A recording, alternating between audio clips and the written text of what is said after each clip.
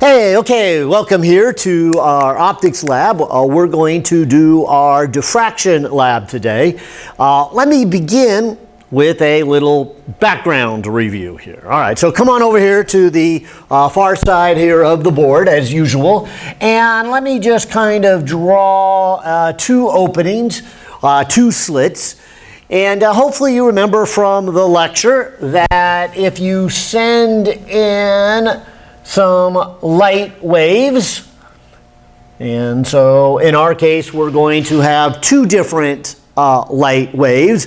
We're going to have a green one and a red one. I'll write down their wavelength in just a minute. I need to look them up on the equipment. But if you remember, as it comes through these slits, you're going to get diffraction from the individual slits, and then interference between those two. And if you project that onto a screen, you get what? And I really want to emphasize this part of the lab, because I think the best part of today's lab is really showing you visually, not so much the measurements we make. We're going to make some measurements, that's true. But I think the best part of today's lab, the best learning experience of today's lab, is the thing that students struggle the most with on this material, and that is merging the two concepts together at the same time. Because in our textbook, as we lectured, we learned that from a double slit, and I'll just kind of put it over here. And so if this is the intensity and it spreads out angularly, we learned something first that wasn't completely true, and that is that you would get constructive and destructive interference. And the way we first learned it in chapter 37 was that the constructive interference would always be at the same intensity level. And that's not quite the whole story. And so when we get into chapter 38, we learned that the light coming from a single slit diffracts. And so the intensity that comes from the openings has a function to it. Now, let me put that right below. And so if I put intensity from just a single slit, it would look something like this. And this is called a sink function. And I think because we studied them separately, because individually both are kind of hard, it's easy to forget or not put it all together at the end of chapter 38, and this is where we end our optics and then go into modern physics, that actually both of these are happening at the same time. And like I said, that's really the best part of the lab today, is to actually hook it up and actually see it. And it's better if you were here hooking it up and seeing it, but we'll go with the video camera here, and I was kind of hooking it up right before we turned on the video camera, and hopefully you'll see these two things together. So what should I see on the screen? Well, let me take these intensity patterns, and for whatever reason we like to draw the intensity kind of sideways here, and so imagine taking these graphs and turning them sideways. But if you put these two things together, what you're going to get down the middle is really bright. It's bright because of the double slits, you get constructive interference, but it's even extra bright because of the single slit. This is where most of the light goes, is down the middle. This other stuff is off to the side. Which is why then a better graph to draw here is kind of these two superimposed on each other. And so you get something that looks like this pattern: bright, dark, bright, dark, bright, dark, superimposed with the intensity pattern from the diffraction. And so I want to just keep saying it again and again and again. We've got both at the same time. And so as we come to the end of our introduction to optics and ready to turn the page and get into modern physics, I'm hoping that you are be able to put these two ideas together. So chapter 37 and chapter 38. We've really got both at the same time. Let me finish my drawing, because maybe then it would look like this before it tapers off, and then the intensity picks up again and then tapers off. Maybe I'll make that one a little bit smaller.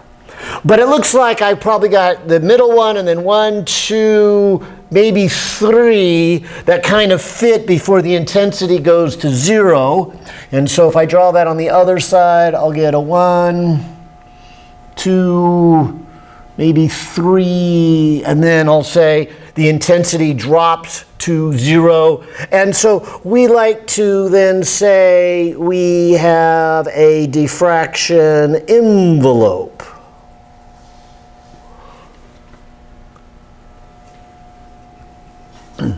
And so this dotted line is trying to show you that you have an intensity that is not uniform when it spreads out, plus you have the interference from the two slits. And maybe I should make my diffraction pattern with maybe another couple of humps over here and something like that. All right. Well, I hope I'm not taking too long here at the beginning. Our lab's not very long to actually do. But I think the main point of this lab really is to make sure that the students put together the interference from the double slit, that's chapter 37, together with the diffraction pattern from 38. Which, of course, you could argue that 38, the diffraction pattern, is also an interference. But it's an interference within itself. And so this is an interference within one of the slits itself, and this is an interference between the two slits. And so when you have a double slit, actually both of them are going on at the same time.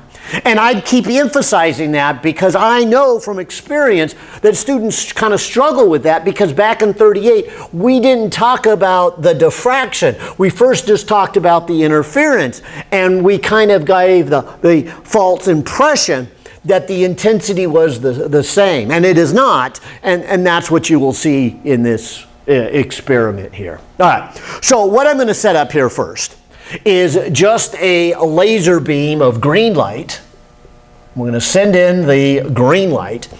We're going to send it through this double slit. And at first, I just want to put this on the screen. I just want you to see visually, and we'll just focus the video camera in close, and we'll say, do you see this pattern? A pattern that is a combination of interference from the two slits and the diffraction from the single slit.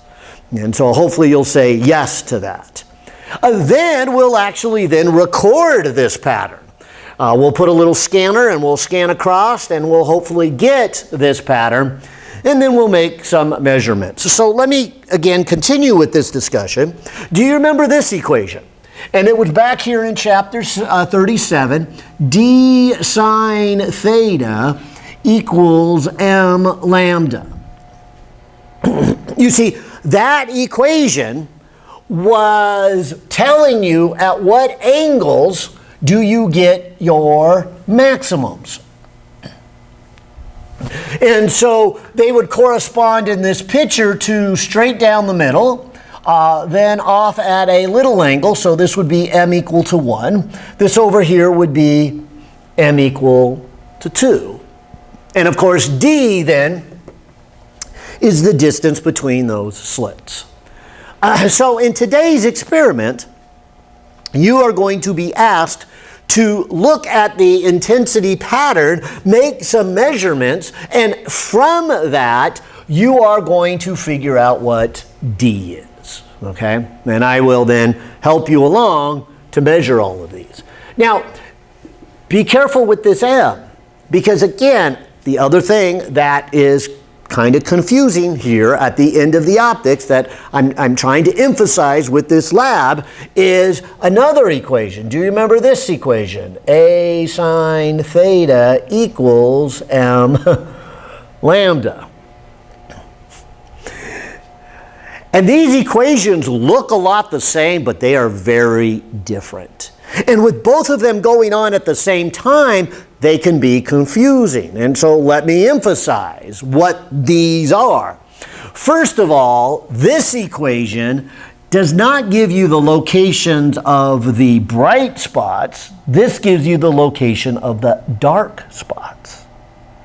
And it's the dark spots from the diffraction. And so coming over to here, it would correspond to this location. That is the first dark spot of the diffraction. No, not the dark spot of the interference. You see why that can get confusing. That's why I probably would be better off up here to maybe call this M1 and M2. Because you could easily confuse what integer we're working with. Remember, m's an integer. Are we working at the minimums of the diffraction pattern, or are we working with the bright spots for the interference? Watch, come over here in this picture here. See, if I'm looking at the interference, I would say this would be m equals to 0, and this would be m equaling 1, and this would be m equal to 2, and so forth and so on. But what I really mean by that is that's this m right here. This is the m corresponding to constructive interference. And so m1 would be 0 right here. M1 would be 1 right here. M1 would be 2 right here. And then it would be a 3, and then a 4, and then a 5. Okay? But this other equation right here, this is the location where you get the dark spot due to the diffraction pattern. And so this too is an integer, so we call it m. But it's not the same as those other m's. So this right here would be the M2. This is where it goes dark. This is where it goes dark here, M2. In this first one where it goes dark, M2 would equal to 1. And over here where it goes dark, M2 would equal 2. And if you also remember from this discussion, it does not go dark when M2 equals 0 down the middle. And so this right here was valid when M1 is 0, 1, 2, 3, and any integer.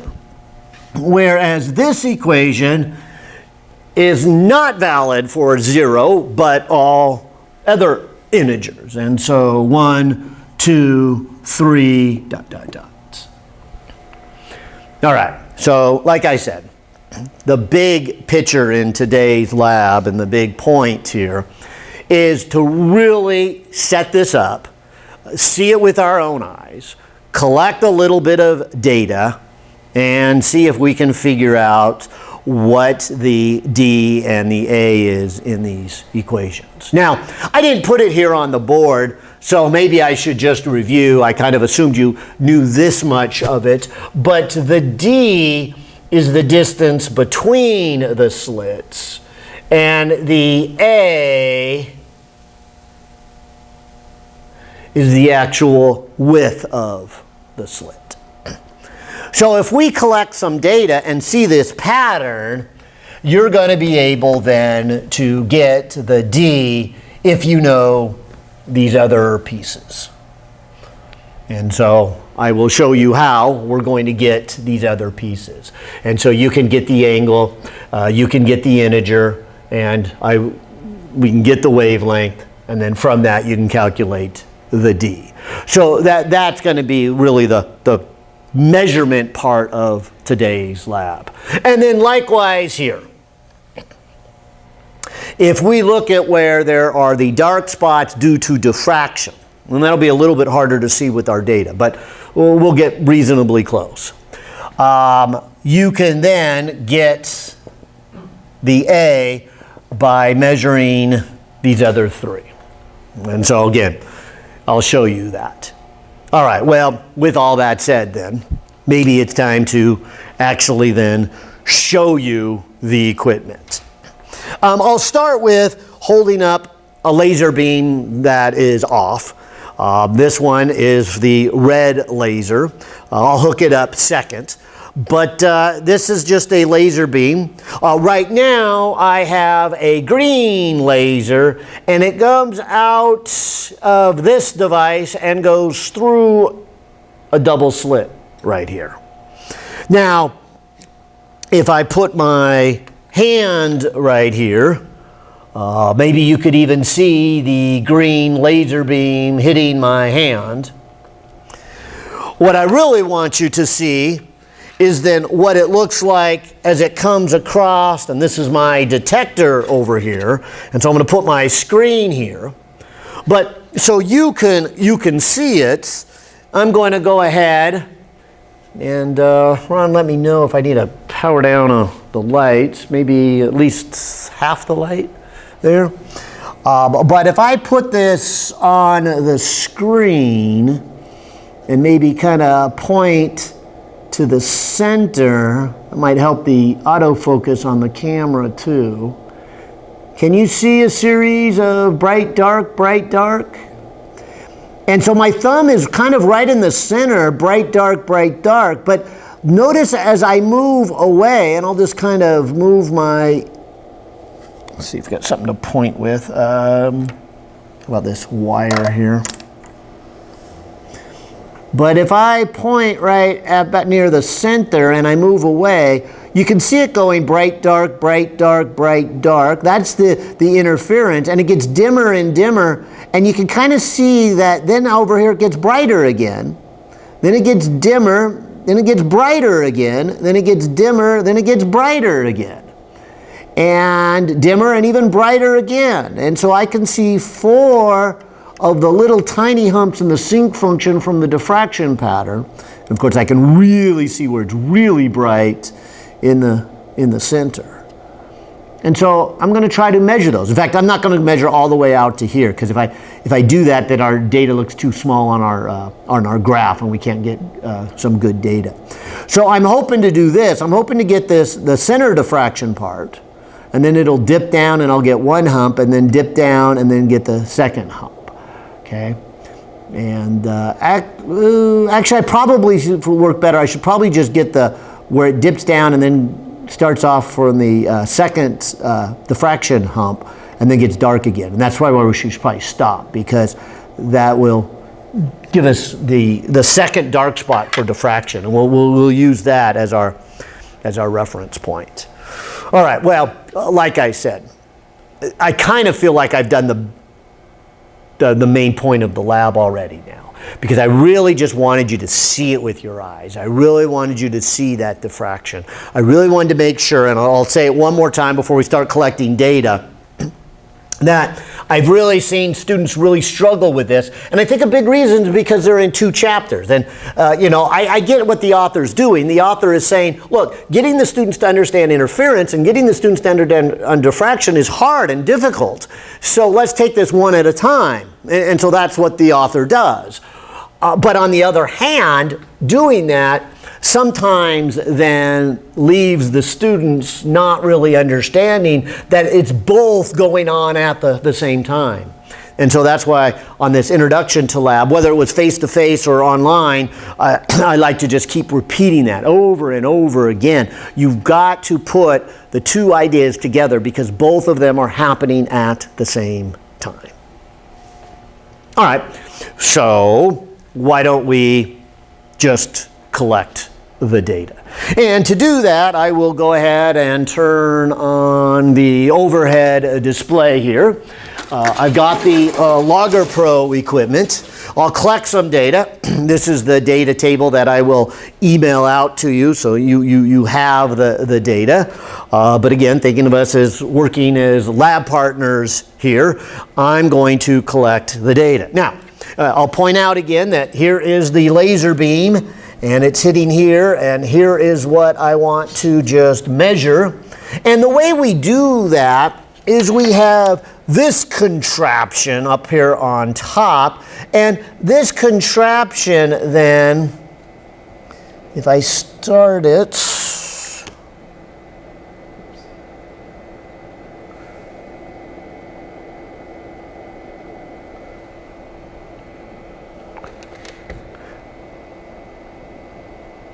on the far end here,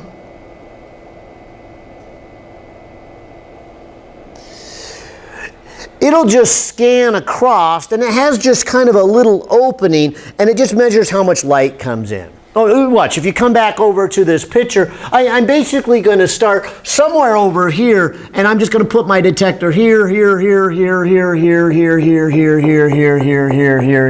and I'm just going to record the intensity at each point as we scan across. And so it's what we call a little photo detector, and that photo detector then, as we send the light in, just tells me how bright the light is, and it'll graph it here. Now, there is one thing I should say about this, because it's not shown real well in my picture. These are really a lot brighter than these. So in order to see these that are very dim, these would be so bright that they, what we call, saturate my detector. In other words, my detector can only record an intensity up to, say, this level. And so for these bright center ones, what we're going to see is it gets brighter, brighter, brighter, and then it just looks like a flat line at the top. And that flat line is there because my detector, when it gets to a certain intensity, it just maxes out. It's what we call saturates. And I have to adjust it this way so I can see these low intensity ones. And so our graph is going to look truncated across the top. And the middle ones, and there'll be more than just three like in my picture, that are truncated. But you'll see quite a few of them that are truncated, probably 5 or 6 or 7 that are truncated, but we need to do that to get these lower ones. All right, so here we go. Collecting the data is actually, like I said, pretty simple, because we're just going to scan across, and the detector is going to feed that intensity right into the computer, and then the computer is going to display it. And so on the vertical axis we'll have intensity, and on the horizontal axis we'll have, and it's going to get kind of tough here, I'll explain, but we're going to have the position of the detector. Now let me explain the position, because right now it's going to be angle, and so you're going to have to do some work with the data. I'll just collect the raw data, but you're going to have to do some manipulation with this raw data to change this number into distance. Watch, I'll explain. But let me just collect it first. Okay, so with that in mind, let me just check.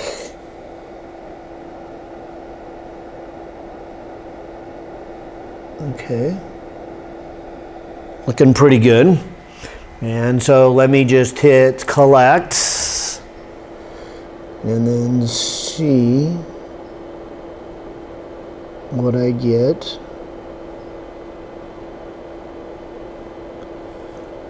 If I slowly turn this,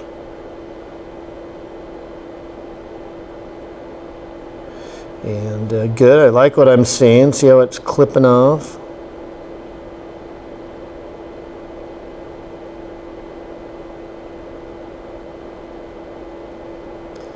Let me not go too far. Ah, that looks like the second 0. All right, I'm going to stop right there. And I know it looks a little messy, and that's kind of the unfortunate part here. But I think, and I'm hoping you can see kind of the center area. So here it is. Here's the center one. And then this would come out to m equal 1, m equal 2, m equal 3, m equal 4. That's what it would be for the double slit part of it, right? This is the interference. But I'm hoping also you see that these flat lines really should be pictured in your mind as shooting way up. They're just saturated because that's what I needed to do to the detector so that I could see these lower intensity ones. And so the diffraction envelope would come down somewhere in here. And so this would be the m equal 1 for the diffraction. And then it would arc around, and then this roughly would be the m equal to 2. And that's what I wanted to make sure I got for the m equal to m2. In my calculation, okay? And so, like I said, this is the raw data that I will be sending to you. However, you need to find some very important pieces of information. And I need to help you by making some measurements here. Okay, now, here's what I mean. Here's the calculation. Let me find my marker, what I do with my black marker here. Okay. Remember this equation. Let me come way over here. D sine theta equals an integer number of wavelengths. And I called that integer then m equal 1.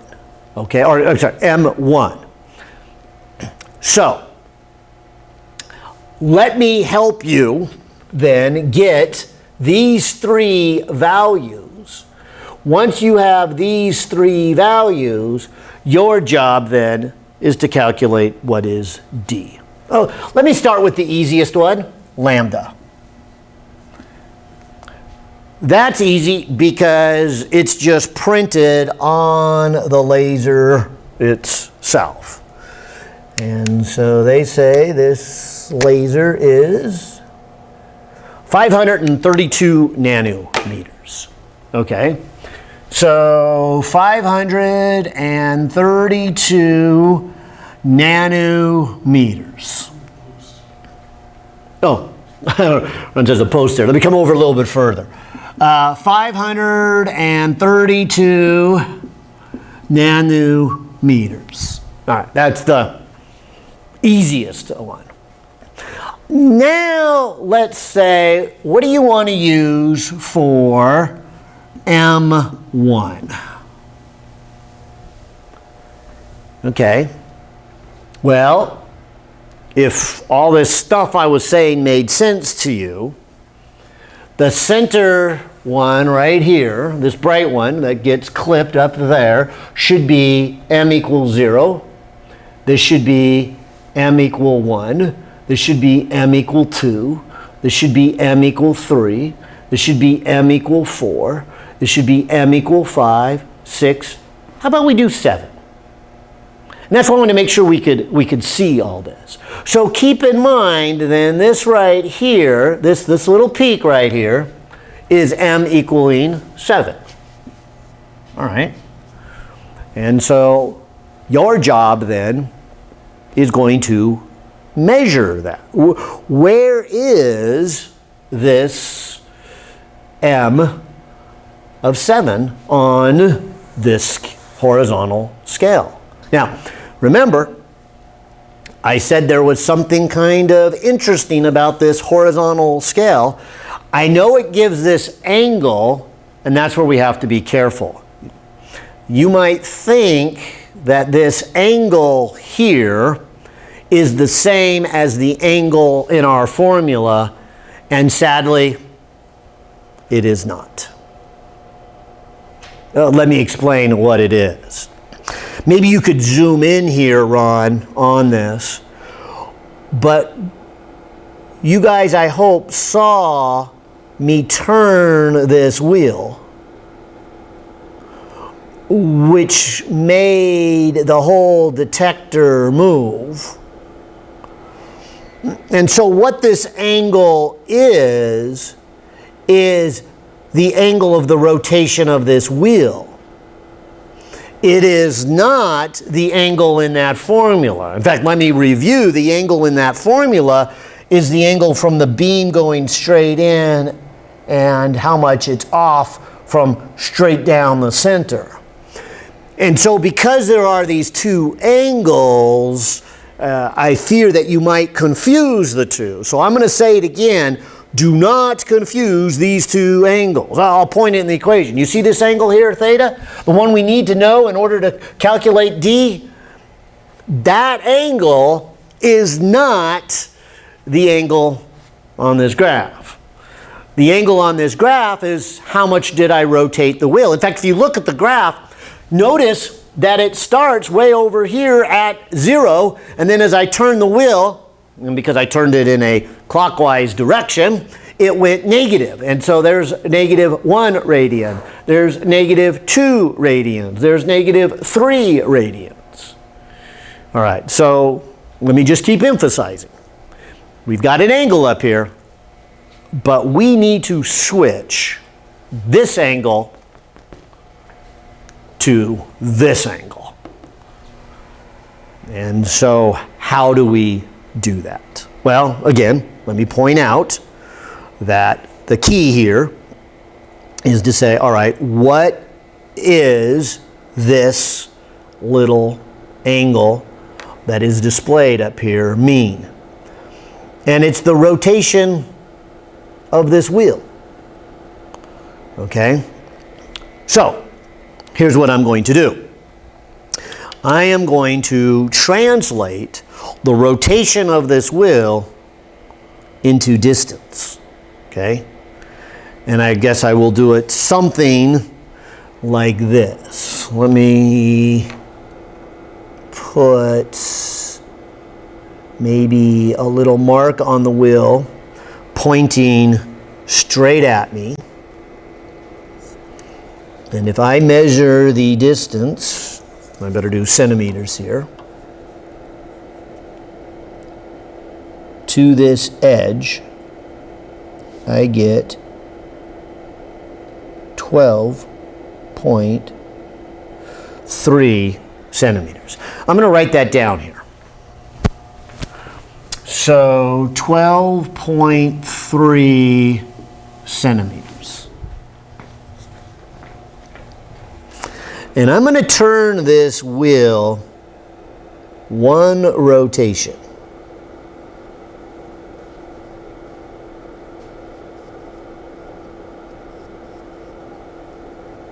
And this will be our converging factor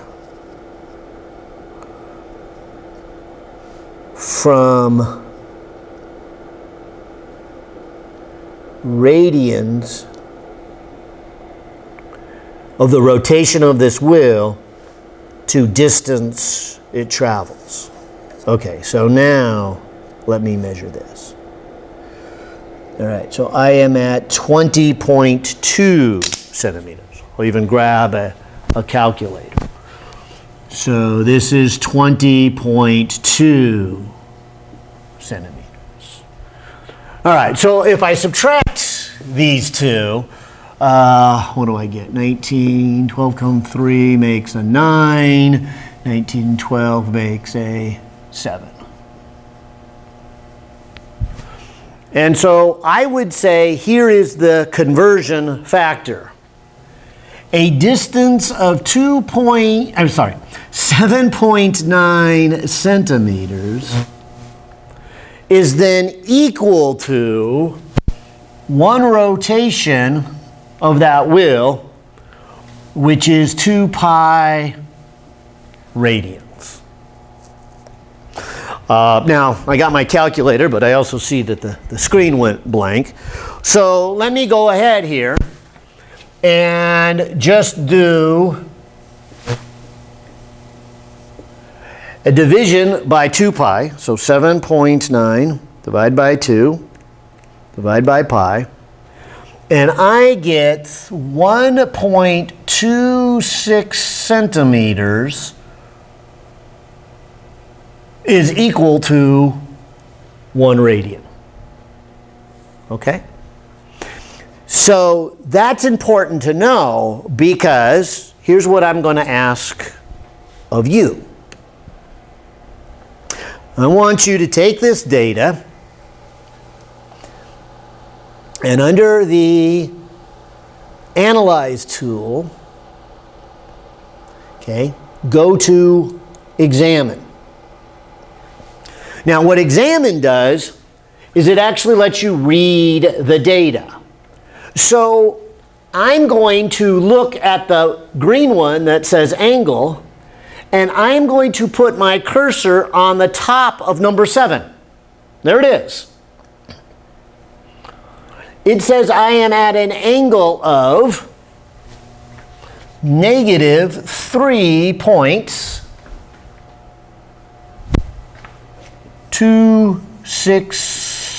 radians. Okay? Now, that is the location of this wheel when we were at the bright spot of number 7. So let me move that over right here to the center. Okay, so if I move my little cursor right here to the center, I get an angle reading of negative 2.22. All right, so negative 2.22. So that means on this graph, from the center to the 7th, centimeters. Hang on, these are radians. Okay, and so if I subtract these two, and I'll just do absolute value, 3.26 minus 2.22, I get 1.04 radians. Okay. Now, remember, this is my conversion factor. So if I take this 1.04 radians and multiply it by 1.26 centimeters per each radian,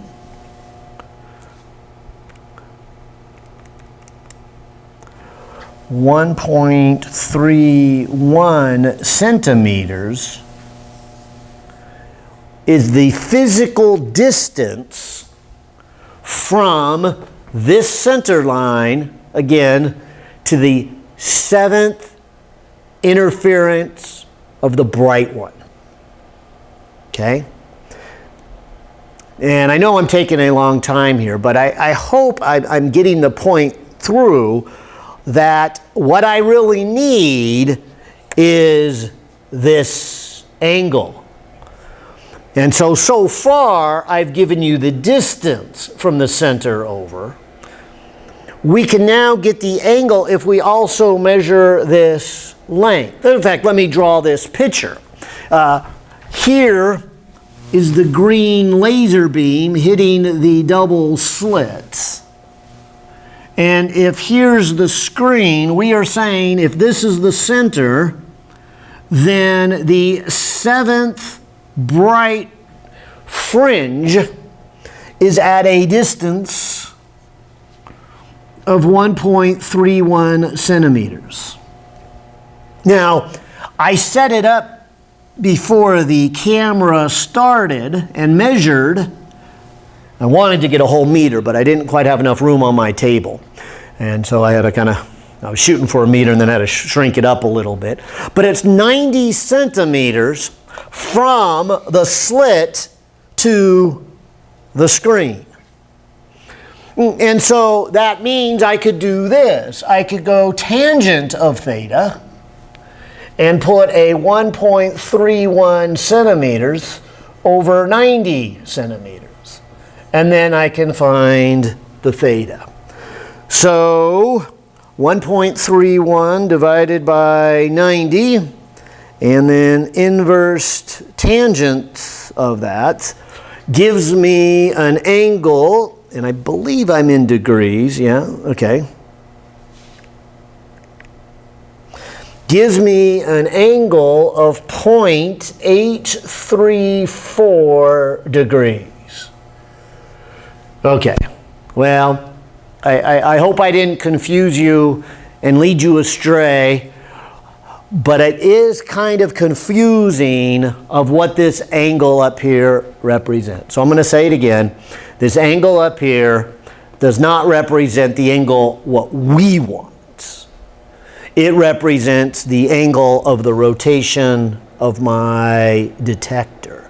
So I needed to convert that into the angle of deflection. Okay? And so now that we have it, I'm going to leave it for you to calculate the D. So I think we have everything. Let me just come back here and double check. So here's the formula you're going to be using. Your job is to get that D. And so we need to pick a particular bright spot. And I kind of worked with you and chose the 7. I suppose you could pick a different one because you have the data, but I thought I'd work through this with you. And the 7th looked like a good one. It's kind of stood out there. And so I'm picking m equal to 7. We know the wavelength. And now we also know the angle. And so the only thing we don't know is the D. And so now you can calculate the D. Okay, now with that in mind, and maybe I'll change colors. I'm hoping I can do it without maybe erasing. But remember the second big part of this, and you'll see it right here again, is the diffraction pattern. The diffraction pattern is given by A, the size of the slits. And of course, M is counted different, M2, than this M. And of course, this equation gives you minimums, not the maximums. And that's what I really like about this lab and going through this. Now you can look at the data and hopefully get the two distinctions between these and to realize both are happening at the same time. And if you can get that out of the lab, then great. That is really the golden piece of this lab. Okay, so let me come over here and do yet another formula with you. I'll put here A equals sine theta m2 lambda. And I'm going to ask of you, I'll box this, to calculate the A of this double slit experiment. And of course, in order to do that, you need to know these three things. However, remember, these mean something different. So don't use the same value of M or the same value of theta. Now, you can use the same wavelength, but let me just kind of go through this with a blue color. So the first thing to do give you is the wavelength. And I already gave it to you once, so I'll just put it in blue also to say, all right, the wavelength of the green laser coming in doesn't matter whether it's interference or diffraction. Both are going on at the same time, and that's what I want you to see, but the wavelength would be the same. All right, so you know the wavelength is 532 nanometers. Okay, so that goes right here. But let's do the same thing and figure out what M2 would be. And let's use our data. Now, here's where I kind of want to look at this picture and point out then that note that the M's in the diffraction pattern are the places where you get the dark from the interference pattern. And so this would come down and hit here, so that would be 1 for our M. And then it would arc over and come right about probably in this location. And so that would be M2. So let's use that. Let's use this location. And let's call it then M2 equals 2. All right, so I'm going to put that on the board. So again, hopefully by having the black and the blue together here, you can begin to see, these are different. That's what the meaning of these are. All right, so for this calculation, we're going to have a 2 here, whereas the last one we had a 7. Now, we have the same discussion, but now hopefully I won't have to take as long to say, wait a minute, be careful with this angle. This angle, again, in this equation is like this angle in the interference one, where it's the angle from down the center. And that is not what is being displayed on this horizontal axis. All right, I'll say it one more time. What is being displayed on this horizontal axis is the angle that I rotated this wheel as I turned my detector. But fortunately, we've already done the conversion factor. It is right here. I'll box it in blue just to remind you that we could then use the values of the angles up here to get distance, and then we can use our trigonometry to get the angle. So let's do that. And so kind of like we did a moment ago, let's pick out where this center is. Remember, the center we said was 2.22. So maybe giving myself a little bit of room, minus 2.22 radians. That's the center. In fact, I think my marker is still there, okay, right at the center. And so now all I want to do is move my little marker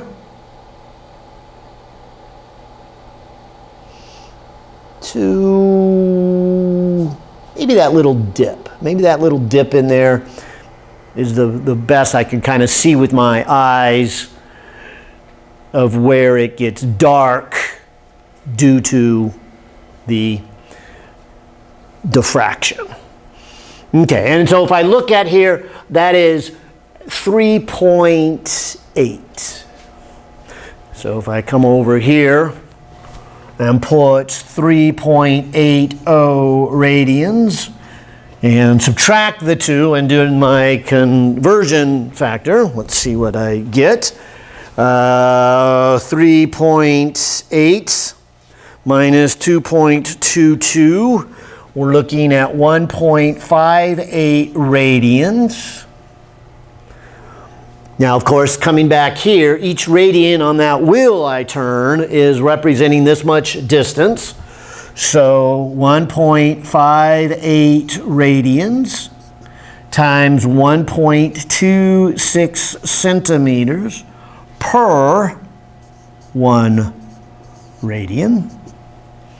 So times 1.26.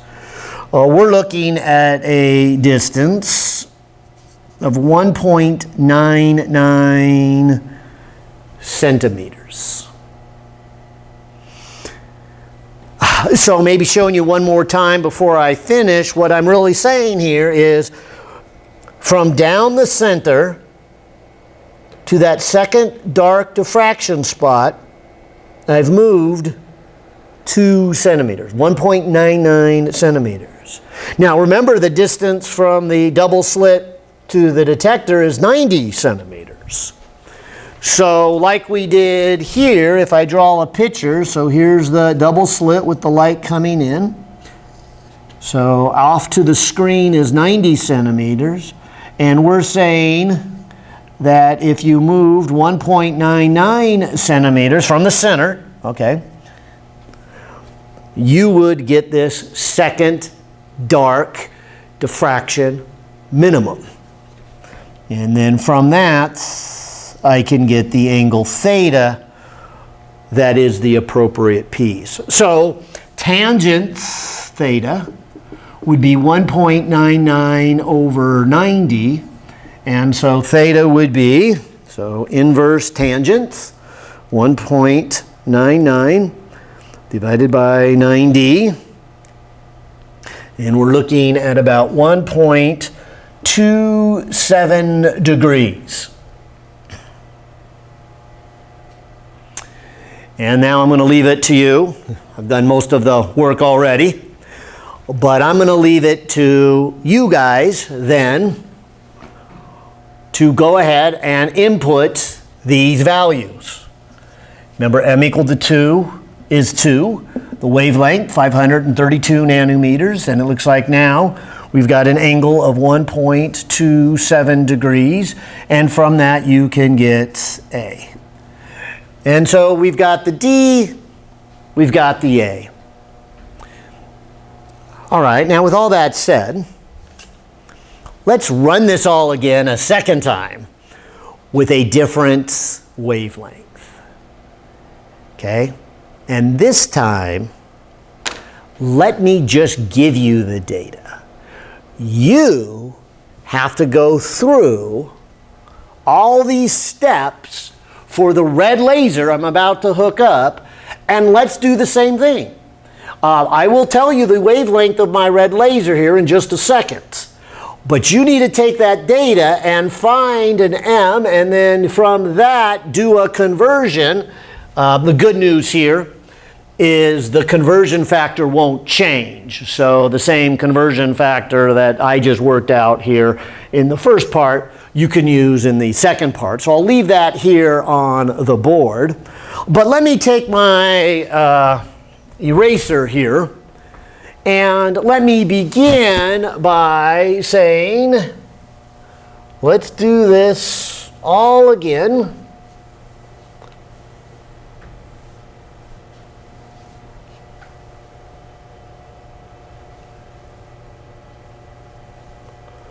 Refilling in these numbers, and you're going to get a D.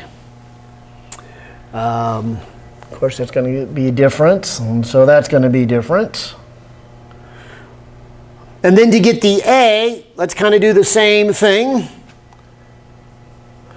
The center spot will be different. The measurement will be different. So the difference will be different,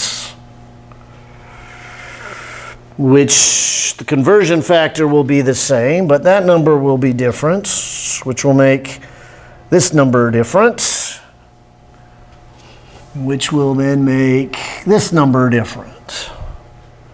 Okay. So I thought maybe I'm going to help you out here by saying you need to fill all this in. You need to fill this in for the red laser and the data that we're about to collect. So here is my red laser. Before I hook it up, I'll just kind of read it. It says the wavelength is 650 nanometers. All right, so right here, 650 nanometers, which I wrote also over here. 650 nanometers. So I'll help you with that one. But now I'm just going to give you the data for this one, and you need to do what I did. Turn on the Logger Pro. Well, I guess first go to your virtual machine. Okay, then get Logger Pro. Okay, then put the data into the Logger Pro. Then once you do that, go and find things like the center. And that will go right here. Find the seventh one if you can. Well, let's take a look at it. I'm not going to say count it over. Maybe only 6 is a better one. But whatever it is, find the corresponding spot to it so that you can get the corresponding distance, so you get the corresponding angle, so you can then get the corresponding D. Okay? And if you've done it right, you should be getting the same D, because I am not going to change the double slit. I'm going to leave that same double slit. So whatever D you just calculated for this green laser, you will hopefully also get here for the red laser. All right. And the same thing can be said about the A. All right. So let me go ahead and turn off the green laser. Let me, hopefully I didn't mess up the alignment too bad. Let me put the red laser in its spots. Let me plug in the power supply and turn it on. And I want to show it to you like I did before, because I think it's good to see this pattern. But before I even do that, it just dawned on me that I want to make sure I don't lose this data, because I want to send this to you. So let me just hit save as. I'll just put it on my virtual desktop. Let me call this just the green laser. Okay, so I'll save that one. That's what I'll be sending you. That way I can come over here and clear my data. Okay, clear all data. And I can even clear off the examine one here so I can collect some data. And I think we're ready to run this a second time. Although, like I said, I would kind of like you to see it. This laser's not as bright. I will turn down the room lights. But this one's going to be harder to see. And maybe I'll put my thumb underneath it for the camera to help autofocus. But there's my thumb under about the center. But let me just ask you, with the red one as in the green one, hopefully you can see the bright, dark interference that kind of fades away and gets dim right here. And that would be the minimum for the diffraction pattern. Then it gets bright again, so I see some more fringes, bright, dark, then it gets dark, then I see some more bright, dark, then it gets dark, then it gets bright, dark again. And so I see about 3 of them. I think on the green one I was able to see 4 of them, but I don't want to go quite that far. I just want to go to the second dark fringe. So M2 equaling 2 will be enough on our data here without spreading it too much. Now, the other thing I should check here before we try to collect any data is to make sure the alignment is good. And it does look like it's a little on the low side.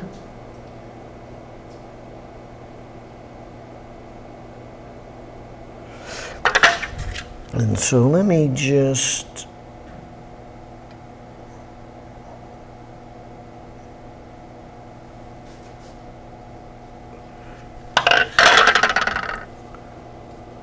do some fine adjustments. And I think that might work. Let's see. Our intensity pattern will probably be a lot lower, but that's okay. As long as we can see the bright interference ones and the dark diffraction ones, we're good. All right. I think that'll be a good starting point. Let's see what I have. So I'm going to hit collect, and then hopefully see some kind of pattern.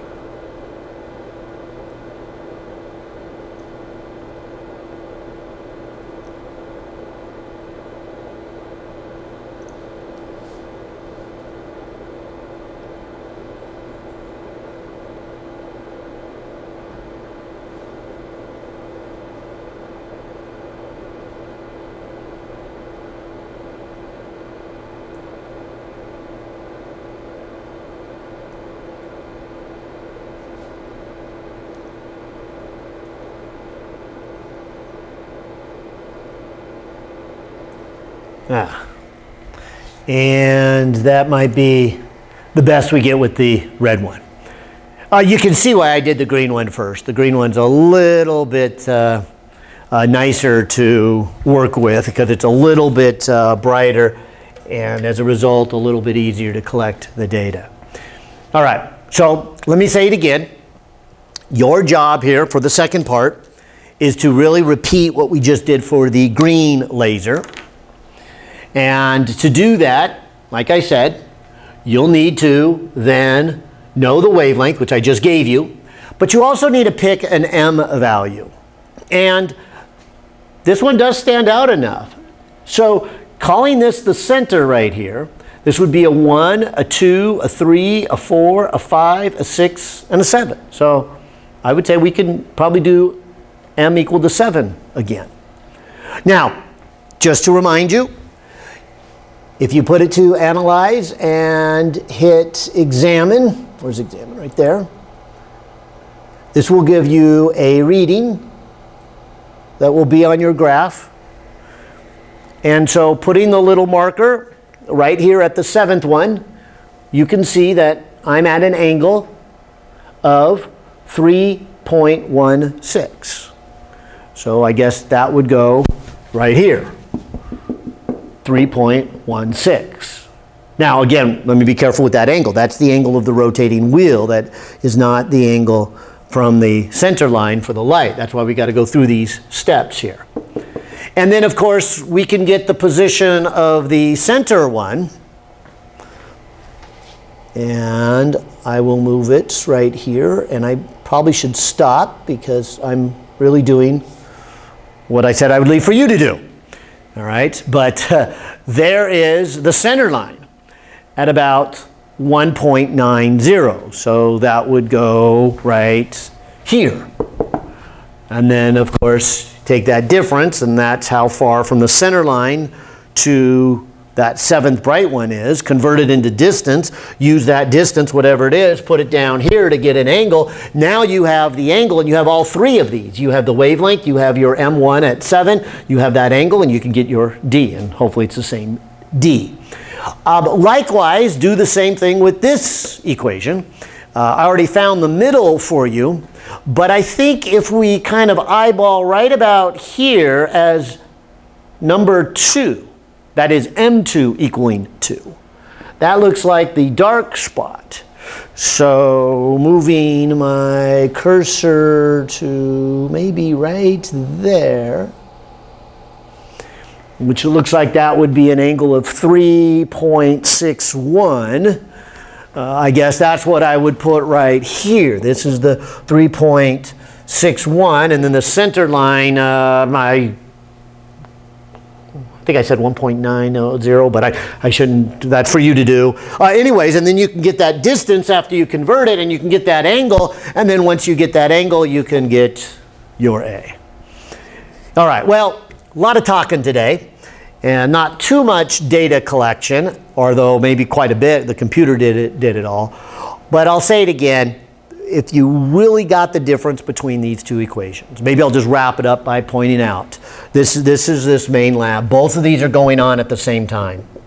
And because this equation gives you maximums and this gives you minimums, they're different M's, that can drive you crazy until you figure out what these two are, especially when you got both going on at the same time. And that's why this is a good lab, because you shine the laser beam through the double slit and you can visually see the pattern. You can trace it out on a graph and you can actually see both the diffraction and the interference at the same time.